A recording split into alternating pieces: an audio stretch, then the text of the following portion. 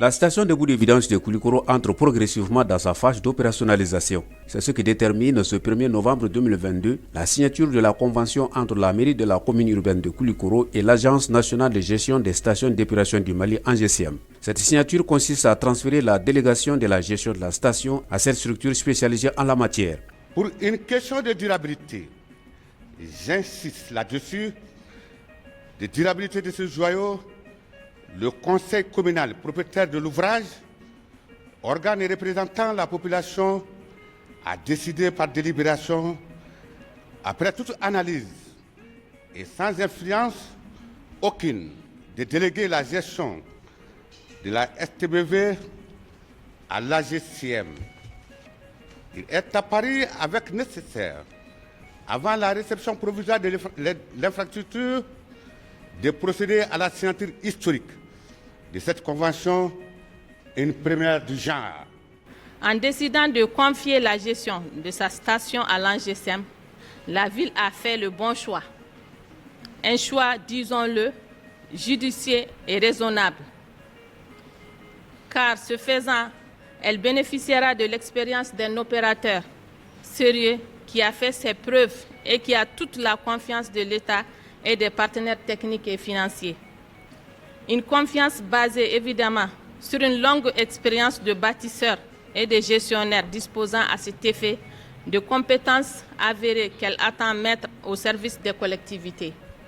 C'est sur la base d'une confiance manifeste que la mairie a transféré la gestion de la station à l'ANGCM qui aura un rôle prépondérant à jouer dans l'opérationnalisation de l'infrastructure avec des tâches bien spécifiques. C'est surtout le suivi, l'évaluation, la programmation. Il faut une stratégie. Déjà, on a des plans.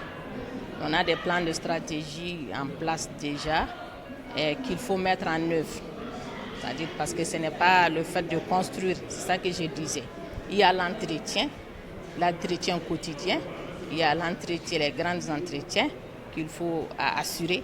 Donc une fois et puis les pièces d'échange et ainsi de suite. En réalité, une station ne peut pas aller sans ça. La signature de la convention ne signifie cependant pas la fin de l'intervention du programme Enabel auprès de la mairie dans la gestion de la station. L'étape suivante, c'est qu'on espère en décembre pouvoir faire l'ouverture de la station de traitement des boues de vidange. On coupera juste en fait le ruban et puis 1er janvier, l'objectif c'est de pouvoir faire une petite cérémonie pour l'accueil du premier camion. Hein, et puis voilà. Et alors on a prévu de travailler nous beaucoup avec l'ANGCM. Donc vous savez comment fonctionnent les choses. On signe une convention, mais au début l'ANGCM, elle n'a pas d'argent pour faire tourner cette station de traitement de boues de vidange. Donc nous allons appuyer l'ANGCM, la former et travailler avec eux, parce que construire c'est facile. Commencer à faire tourner, c'est beaucoup plus compliqué. Donc on va dans le temps continuer à suivre les choses, quoi. Les représentants de la population se sont réjouis de la signature de la convention. Ceux-ci auront également une tâche importante à accomplir dans la gestion.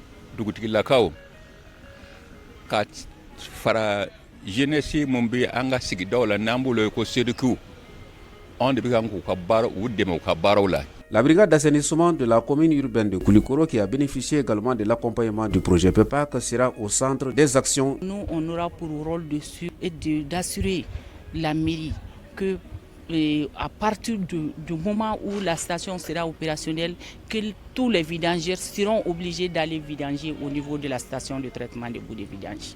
Ce que nous recommandons à la population, c'est de nous assister. Ensemble, peut-être qu'on va parvenir. Signalons que la station de traitement des boues de vidange de Koulikoro est financée par le programme Enabel à travers le projet PEPAC à hauteur de plus d'1 milliard de francs CFA. En plus de l'assainissement de la ville à travers le traitement des déchets liquides, la station créera par extension de l'emploi pour la population.